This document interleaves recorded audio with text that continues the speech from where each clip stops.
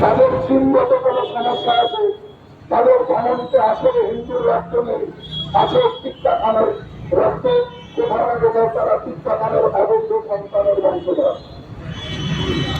যার ধমনীতে হিন্দুর রক্ত আছে, যার ধমনীতে যারা এখনো নিজেকে সনাতনী বা হিন্দু বলতে গর্ববোধ করি, আর তারা এখানে একত্রিত হয়েছে। কিন্তু মনে রাখবেন, যারা আপনাদের এতকাল ধর্মনিরপেক্ষতার ধ্যানধানানি গান শুনিয়ে এসেছে, যারা একই বৃন্দ দুটি কুসুম হিন্দু মুসলমান, মুসলিম তার নয়নমণি, হিন্দু তাহার প্রাণ, মনে রাখবেন উজ্জ্বল কবি কিন্তু ভুল বলেননি। একটা মৃতদেহ যদি প্রাণ না থাকে তার দৃষ্টিশক্তি কিন্তু কাজ করে না, যদি প্রাণ থাকে তাহলে দৃষ্টিশক্তি কাজ করে। অতএব হিন্দুরূপী প্রাণ আছে বলে ধর্ম নিরপেক্ষতার ওই গান জ্বালানি গান চলছে। কিসের সহাবস্থান, কিসের নিরপেক্ষতা? আমার মা বোনেরা আত্মীয়রা খেলা করে তাদের নিন্দুকে আচ্ছাদকরণ করা আছে। নারীর কেস, নারী জাতির কেস আকর্ষণ করলে একটা গোটা মহাভারত রচিত হয়, নারীকে অবমাননা করলে একটা লঙ্কা কাণ্ড ঘটে। আজকে বাংলার বুদ্ধিজীবী যারা তথাকথিত বুদ্ধিজীবী, তাদের কথা আমার উচিত ছিল, তাদের মোমবাতি তারা কোথাও খুঁজে রেখেছে আমি জানি না, কিন্তু দুর্ভাগ্যজনক তারা একটা শব্দ খরচা করে না। যখন বাংলাদেশে হিন্দু নির্যাতিত হয় তাদের একটা শব্দ খরচা করতে দেখি না। আসলে তারা বুদ্ধিজীবীর নামে ভাষাজীবী, শাসক দলের বদলে হনকারী। আমাদের রাজনীতি নিয়ে কোথাও কোনো সমস্যা নেই, আপনার রাজনৈতিক মতবাদ চাই হোক, দিনের শেষে আপনি হিন্দু, হিন্দুত্বের জন্য এখন হিন্দুকে সমর্থন করুন। বাংলাদেশের ঘটনা আজকে পশ্চিমবঙ্গকে হামলা দেখাচ্ছে, বাংলাদেশের ঘটনা পশ্চিমবঙ্গকে বারবার তারা যাচ্ছে।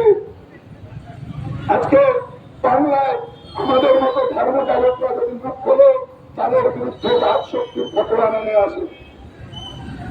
কিন্তু দুর্ভাগ্যজনক শাসনদণ্ডে বসে শাসক দলের একজন নেতা তিনি বলছেন ইনশাআল্লাহ যারা অন্য ধর্মে জন্মেছেন তারা দুর্ভাগ্য নিয়ে জন্মেছেন। আমি সবাইকে ইসলামে দাওয়াত জানাচ্ছি। মুর্শিদাবাদের বিধায়ক হুমায়ুন কবির বলেন এই জেলায় আমরা 70% 2 ঘন্টার মধ্যে হিন্দুদের কেটে ভাগীরথীর জলে ভাসিয়ে দেবো। তবু ঢাকা হিন্দুর দলের ঘুম ভাঙে না, রাজনীতির কচকচানি সরকার রাজনীতি নিয়ে ঢাকা হিন্দু ঐক্যবদ্ধ হতে পারে না। কিন্তু মনে রাখবেন গ্রাম পুরলে দেবালয় বাঁচে না, গ্রাম পুরলে দেবালয় বাঁচে না। আজকে বাংলাদেশ চলছে, বাংলাদেশে হিন্দু আক্রান্ত হচ্ছে, কালকে কিন্তু সেই জিহাদের আগুন পশ্চিমবাংলায় ঢুকবে, অলরেডি ঢুকতে শুরু করেছে। আমরা কারুদের ওপর দাঁড়িয়ে আছি, আমরা মঠ মন্দির নিজের প্রণালী শিষ্য রক্ত নিয়ে বহাল করিয়াতে থাকতে পারি, আমাদের রাস্তায় নামার কোনো দরকার নেই। কিন্তু তবু কেন আমি জানেন, একটা রাস্তার কুকুর, পাড়ার কুকুর, পাড়ার মানুষ তাদের রেখে কাটা দেয়, পাড়ার মানুষের রেখে কাটাকে সে কুকুরটা জীবন ধারণ করে। সেই পাড়ায় যখন কোনো দুষ্কৃতকারী, কোন চোর আসে, কুকুরটা জোর জোর করে পাড়ার মানুষকে সচেতন করে। আজকে আমরা সাধু সন্তরা আপনাদের অর্থে আমাদের মঠ মন্দির, আপনাদের ভিক্ষারণ্য আমরা প্রতিপালিত হই। তাই এই হিন্দু সমাজের প্রতি আমাদের একটা নৈতিক দায়িত্ব আছে। আমরা গৃহস্থ জীবের দ্বারা ভিক্ষার ঝুলিতে দাঁড়াই, ভগবতী ভিক্ষান্তেই গৃহস্থ আমাদের ঝুলিতে ভিক্ষা দেয় দয়াত্ম চিত্তে, তাই দিয়ে আমাদের উদর পরিপূর্ণ হয়, পরিপুষ্ট হয়।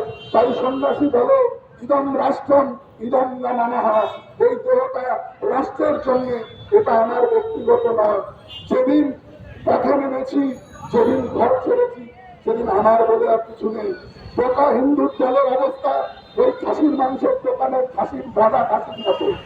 একটা খাসিকে কেটে ঝুলিয়ে রেখেছে, আরেকটা খাসিকে চলেছে ওটা তোর ভাইকে খেতে খেতে ঝুলিয়ে রেখেছে, আরেকটা কাশি আনন্দে কাঁঠাল পাতা ছিল, আমি তো বেশ ভালো আছি, আমার সন্তান তো দুধে ভাতে আছে।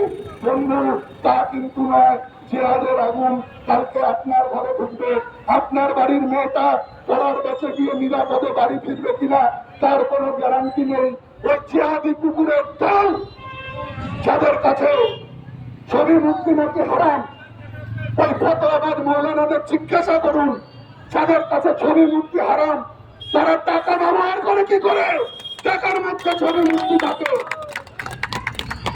যে ইউটিউব চ্যানেলে বসে তারা ভোট দিচ্ছেন সেটাও একটা গণমাধ্যম। তাই প্রশ্ন করার সময় এসেছে, চোখে চোখ রেখে কথা বলার সময় এসেছে। আমরা বাংলার সাধু সন্তরা বৃহস্পতিদের দ্বারে দ্বারে কোরআনের বারবার বলি, জানো হিন্দুর দল একটু জানো, সে জাতির দল নাই, সে জাতির দল নাই, তোমরা ঐক্যবদ্ধ হও, এখনো নিজের অধিকার বুঝে নিতে শেখো, নাহলে আগামী দিনে এই উদাসীনতা নিয়ে যদি তোমরা চলো বাংলার চিড়িয়াখানায় তোমরা সংরক্ষিত হবে। বাঙালি হিন্দু লোকের টিকিট কেটে দেখতে যাবে, দেখো দেখো এরা বাঙালি হিন্দু, এরা প্রতিবাদ করেনি, এরা সম্প্রীতির গান গেয়েছে। যতক্ষণ বহুসংখ্যক হিন্দু সমাজ আছে ততক্ষণ সম্প্রীতি চলবে। যেখানে বহু সংখ্যক হিন্দু সমাজ নেই সেখানে কোন সম্প্রীতির গান চলে না। তাই স্বতন্ত্র হিন্দু রক্ষী দল গড়ে তোলে। প্রতিবাদে কাজ না হলে প্রতিরোধ, প্রতিরোধে কাজ না হলে প্রতিশোধ। আমার মা বোনের সংগ্রাম নিয়ে যদি কেউ খেলা করে তার মূর্তিটা থেকে ফুটবল খেলো, তবে হবে সত্যিকারের হিন্দু স্বাভিমান।